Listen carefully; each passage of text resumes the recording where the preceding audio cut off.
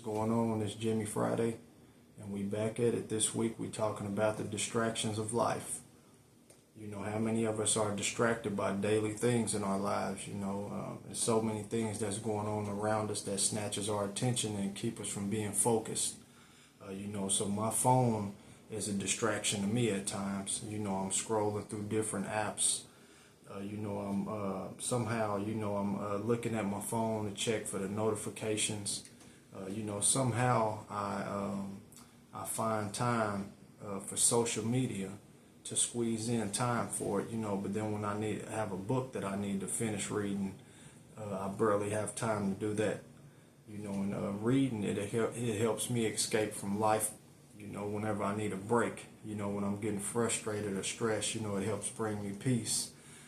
So it's very important that I get that reading time in. Because it really is therapeutic for me. So the subconscious mind, it loves to wander in space. So if you don't get a tight grip on it, you'll be wandering all day long. And then when the day is over, you won't even have nothing to show for what you did with your time. How did you manage your time properly? Not managing our time properly can cause a delay in our progress. All it takes is one small distraction. And you can miss what the Spirit is trying to speak to you at the time, and that could be something that's a breakthrough for your life, or life-changing for the future. If you miss out on that still small voice, moments at a time, I'll go off and find a space somewhere where I can do some type of exercise or something, just to break that void of, wanting to have that entertainment from social media. So I might go do some push-ups or find a place to do some little ab exercises or something, something to keep the mind busy other than scrolling and swiping. Got to break them distractions. Some people are distracted by video games. Spend hours out the day, just playing video games. I used to do it when I was, younger, but then I stopped doing it. I had to find something to replace that. Anytime you remove something from your life, you have to replace it with something else more beneficial, or you're going to refer back to, what you was doing before, that comfort zone. Dead end relationships, and friendships, is a distraction, and however long you allow it to distract you is however long you're going to be sidetracked. So you got to be aware, what type of friendship or relationship you're in. Partying too much, going out every weekend, wanting to party and all that, it's okay to go out and celebrate, have you some fun for a reason, but when you just partying because you gotten used to the habit, now you spending money that you should be saving for your new car, or, a down payment on a house, or, just to get a business started, something right, you don't have nothing to show for it other than, I went out last week, with my friends or whatever, that's all you got to show for it, and a bill from where you've been, partying, paying, buying your party supplies, so, partying too much can be a distraction. Some people, they allow gossip to distract them. Gossip can be a distraction at times, whether you talking about somebody or somebody's talking about you. You just have to, make some adjustments in your life. Stop gossiping about somebody else, because it's keeping you distracted from what you need to be doing in your lane. So I'm going to read this passage right quick, this small passage, about two sisters. One of them, was so carried away with distractions, and the other one, she focused on what needed to be done at the time. How I say, do the first thing first. So I'm going to read this quick passage. It says that as Jesus and his disciples were on their way, he came to a village where a woman named Martha opened her home to him. She had a sister called Mary, who sat at the Lord's feet listening to what he said. But Martha was distracted by all the preparations that had to be made. She came to him and asked, "Lord, don't you care that my sister has left me to do the work by myself? Tell her to help me." So the Lord replied, "Martha, You are worried and upset about many things, but only one thing is needed. Mary has chosen what is better, and it will not be taken away from her.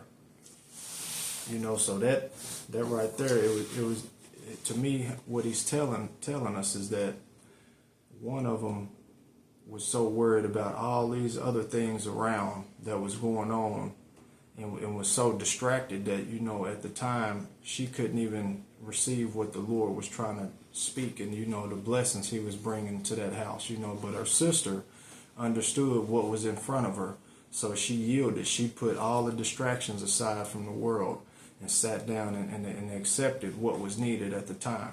And I'm sure she was quite refreshed after that moment, but the other sister was so worried and stressed out, so it made me wonder, how many of us are getting upset over, small things that don't matter, something we can put off to the side for a minute, like I was talking about with gossiping.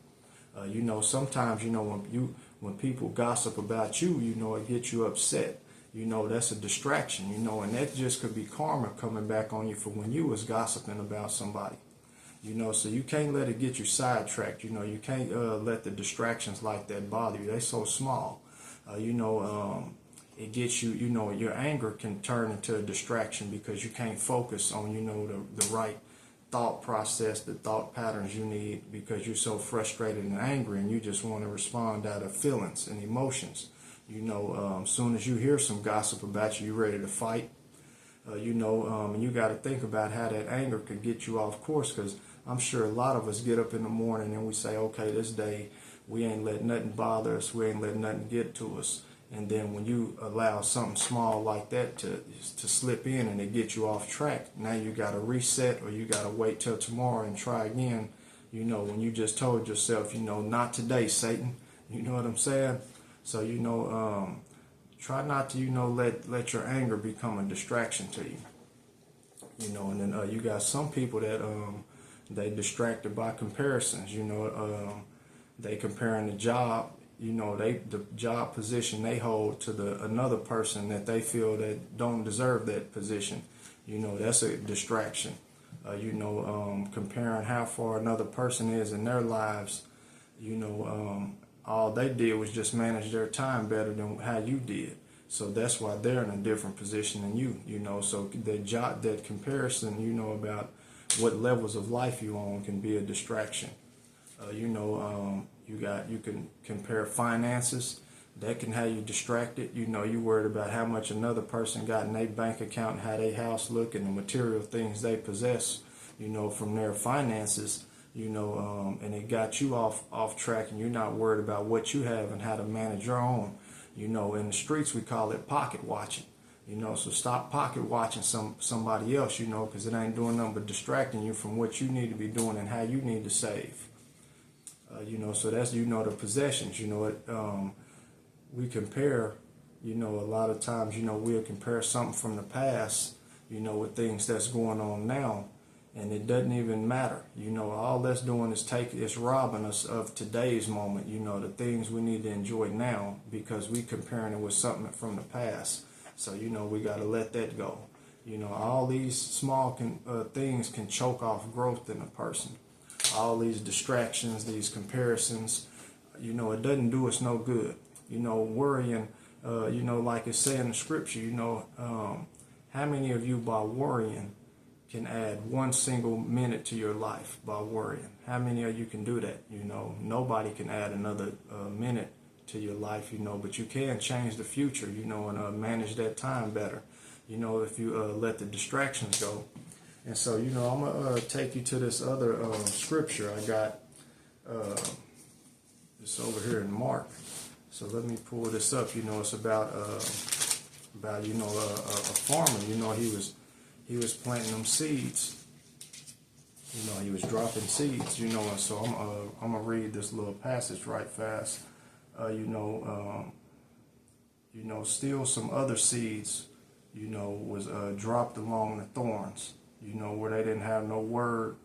They didn't have a word. They wasn't getting it deep enough into their spirits, for it to do anything.